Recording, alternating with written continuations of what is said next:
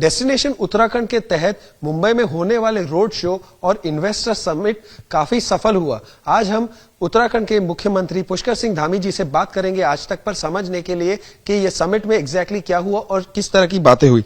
Sir, पहले तो धन्यवाद बात करने के लिए। हम आपसे समझना चाहेंगे, आपने इतने सारे रोड शोज किए विदेश में भी और भारत के अंदर भी। सर, उत्तराखंड के लोगों को क्या मिलेगा ये निवेश के बाद और क्या देखने को मिलेगा? देखिए, हमने डेस्टिनेशन उत्तराखंड शुरू किया है और ये हमको प्रेरणा मिली हमारे प्रधानमंत्री आदरणीय नरेंद्र मोदी जी से। जब वो गुजरात के मुख्यमंत्री थे तो उन्होंने गुजरात में वाइब्रेंट गुजरात शुरू किया और वाइब्रेंट गुजरात के बाद गुजरात की जिस प्रकार से प्रगति हुई और गुजरात मॉडल पूरे देश दुनिया का मॉडल बन गया, तो उसी से हम प्रेरणा लेकर हमने भी उत्तराखंड में destination Uttarakhand investor global summit करने का सोचा और उसके तहत देश दुनिया में सभी जगह गए। London, Abu Dhabi, Dubai, Birmingham, Ahmedabad और चेन्नई, दिल्ली और अब मुंबई में। तो जगह जगह लोगों को हमने बताया कि उत्तराखंड क्यों आना है, उत्तराखंड में निवेश क्यों करना है, उत्तराखंड में उद्योग क्यों लगाना है, उत्तराखंड में किसी भी सेक्टर में काम करना है तो वहाँ काम करने में आसानी होगी। उनकी जो हमने पॉलिसीज बनाई हैं वो इन्वेस्टर के लिए अच्छी बनाई है। 27 नई पॉलिसी बनाई है, लॉजिस्टिक में नई पॉलिसी बनाई है, टूरिज्म में बनाई है, इंडस्ट्री में बनाई है, एमएसएमई में नई पॉलिसी बनाई है।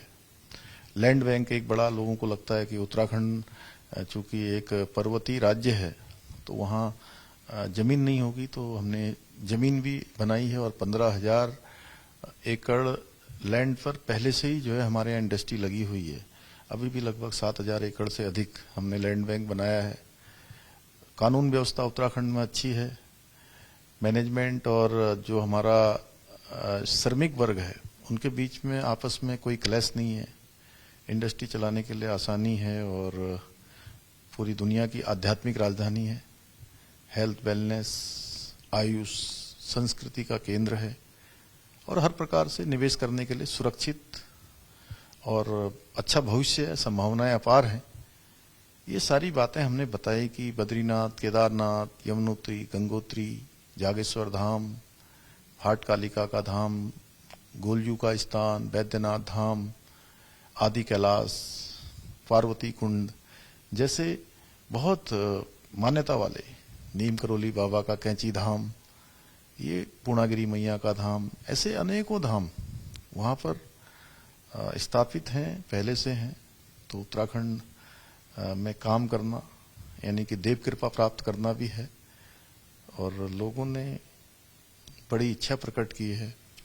आज मुंबई में भी 30,000 करोड़ से अधिक के यहाँ पर निवेशों के करार हुए हैं और सब मिलाकर 1,25,000 करोड़ के अभी तक निवेशों पर करार हो चुके हैं और हमारा 8 और 9 दिसंबर को देहरादून में समिट होगा जिसमें काफ़ी लोगों ने आने की अपनी सहमति प्रदान की है। निश्चित रूप से इस पूरे डेस्टिनेशन उत्तराखंड के कारण से जो हमारे लिए एक अवसर है उत्तराखंड के लोगों के लिए, स्थानीय उद्योग धंधे बढ़ेंगे। हमारे नौजवानों को, हमारे भाई बहनों को उनके घर पर काम मिलेगा। आज उनको दूर दूर काम करने के लिए जाना पड़ता है, उनको वहीं रोजगार से जुड़ने का अवसर मिलेगा। आर्थिकी बढ़ेगी, उद्यम बढ़ेंगे, व्यापार बढ़ेगा। सर, क्या आर्थिक विकास और पर्यावरण के बीच की जो बातें हो रही है, सर जानना चाहेंगे कैसे तालमेल लाएंगे इन दोनों के बीच? देखिए, हमने जो विकास का मॉडल बनाया है, हमारे प्रधानमंत्री जी ने इस पर पहले से ही एक बात करी है कि इन दोनों में ही संतुलन होना चाहिए और हम उसी पर काम कर रहे हैं। इकोलॉजी और इकोनॉमी दोनों पर संतुलन हो और उसके लिए हमने, उत्तराखंड हमारा पहला राज्य है जहां पर हमने जीईपी पर भी काम किया है, ग्रोथ इन्वायरमेंट प्रोडक्ट, इस पर भी हमारा राज्य पहला राज्य है जहां पर हम इस पर भी काम कर रहे हैं। और हमारा मॉडल भी यही है क्योंकि हमको हर बार आपदाओं का सामना करना पड़ता है, हर बार किसी न किसी रूप में हमारे सामने ये चुनौती आती है, इसलिए हमारा मॉडल है। सर, आप काफी उद्योगपतियों से भी मिले, काफी निवेश की भी बातचीत हुई। सर, आपको किस तरह का फीडबैक मिल रहा है इन लोगों से?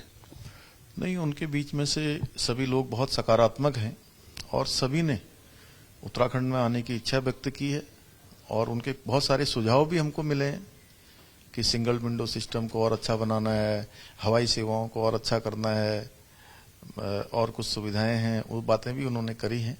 उस पर हम ऑलरेडी काम कर रहे हैं, लेकिन आफ्टर ऑल सभी लोगों ने कहा है कि हम निश्चित रूप से उत्तराखंड में काम करेंगे। सर, मेरा आखिरी प्रश्न आपसे रहेगा।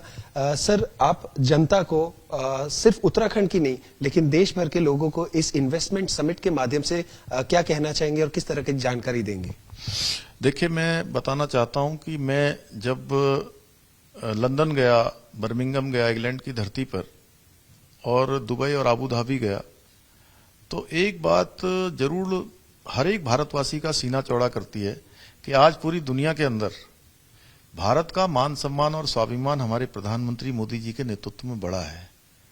G20 की अपार सफलता हो, पूरे G20 के कारण से जिस प्रकार का मैनेजमेंट G20 का हुआ, पूरी दुनिया ने भारत देखा और पूरी दुनिया के डेलीगेट्स ने 200 से भी ज्यादा शहरों में जाकर भारत की जो प्रगति है, भारत की जो समृद्धि है, भारत का जो सामर्थ्य है, भारत की जो संस्कृति है, उससे वो परिचित हुए। और उन्होंने मुझे इंग्लैंड में जब मैं वहां के मंत्रियों से मिला तो मेरा सीना चौड़ा हो गया जब उन्होंने हमारे प्रधानमंत्री जी की तारीफ की, और ऐसे लोग तारीफ कर रहे थे जिन्होंने कई वर्षों तक हमारे देश के अंदर राज किया। तो ये बदलता हुआ भारत देखा, और पूरी दुनिया में जब मैं इन्वेस्टर समिट और डेस्टिनेशन उत्तराखंड के लिए गया तो एक लोगों का, दुनिया के लोगों का जो विश्वास और भारत के प्रति श्रद्धा बढ़ी है, ये भी बहुत बड़ी बात है। कोरोना महामारी में जिस प्रकार से भारत की सरकार ने काम किया है, पूरी दुनिया भारत में भविष्य देख रही है और सारी इंडस्ट्री, सारे निवेशक दुनिया के भारत आना चाहते हैं, भारत में आ रहे हैं, क्योंकि आज भारत आंतरिक रूप से भी सुरक्षित है और बाह्य रूप से भी हमारे प्रधानमंत्री मोदी जी के नेतृत्व में सुरक्षित है। तो निश्चित रूप से आने वाला समय भारत का है। हमारे प्रधानमंत्री जी ने जिस प्रकार से भारत को 2027 तक तीसरी अर्थव्यवस्था बनाने का संकल्प लिया है, निश्चित रूप से वो पूरा होगा।